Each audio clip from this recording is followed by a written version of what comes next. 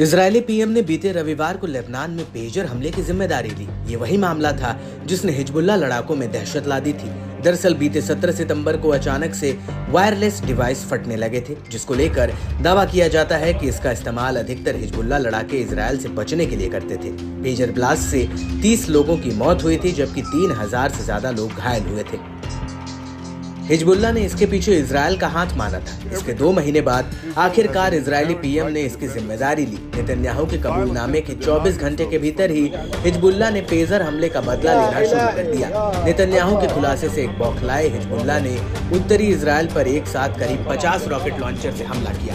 अपने शीर्ष नेतृत्व को खोने के बाद हिजबुल्लाह रुकने का नाम नहीं ले रहा है। हिजबुल्लाह ने एक बार फिर इजरायल पर बड़ा हमला किया है। लेबनान की ओर से हुई रॉकेटों की बौछार से इजरायल में हड़कंप मच गया।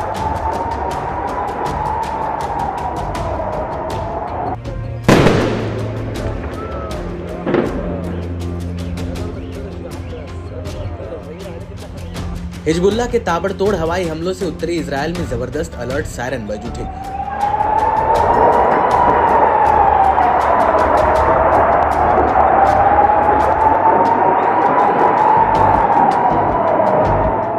उत्तरी इजरायल की बस्तियों में वापस लौटे लोग जान बचाकर बॉम्ब शेल्टर्स में भागते दिखे। डर और खौफ के साए में जी रहे इजरायलियों के लिए सोमवार किसी बुरे सपने से कम नहीं था, जहां हिजबुल्लाह के एक के बाद एक 50 से ज्यादा रॉकेटों ने जमकर कोहराम मचाया। इससे अलग अलग इलाकों में भारी भरकम नुकसान की आशंका जताई जाने लगी है। इजरायली सुरक्षा बलों ने भी हिजबुल्लाह के हमलों की पुष्टि की है। आईडीएफ ने कहा कि उत्तरी इजरायल के गलील में हिजबुल्लाह की तरफ से करीब 50 रॉकेट लॉन्च किए गए, जिनमें से कुछ को इजरायल के एयर डिफेंस सिस्टम आयरन डोम ने हवा में ही रोक दिया। हमला होते ही उत्तरी इजरायल में इमरजेंसी सायरन बज उठा। आईडीएफ के बयान से इतना साफ है कि कई रॉकेटों को आयरन डोम को भी रोकने में विफल रहा, जिससे उत्तरी इजरायल के अलग अलग इलाकों में तबाही मचाई। कई जगह भीषण आग लगने की भी खबरें सामने आई। बताया जा रहा है कि हिजबुल्लाह के हमले में 3 लोग बुरी तरह जख्मी भी हो गए। टाइम्स ऑफ इजरायल की रिपोर्ट की माने तो हिजबुल्लाह ने 50 रॉकेटों के हमले की जिम्मेदारी ली है।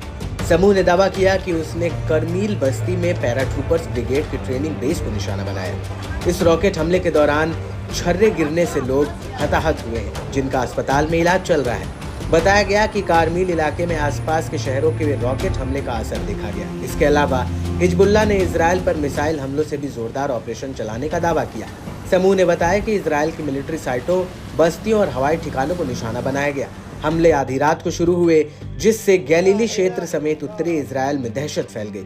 रॉकेटों के इजरायली इलाके में गिरने पर सायरन बजने लगे, जिससे नागरिकों में हड़कंप मच गया। अक्का के पास श्रागा बेस जैसे सैन्य ठिकानों को भारी नुकसान पहुंचा है। कई शहरों में हताहतों की खबरें भी हैं।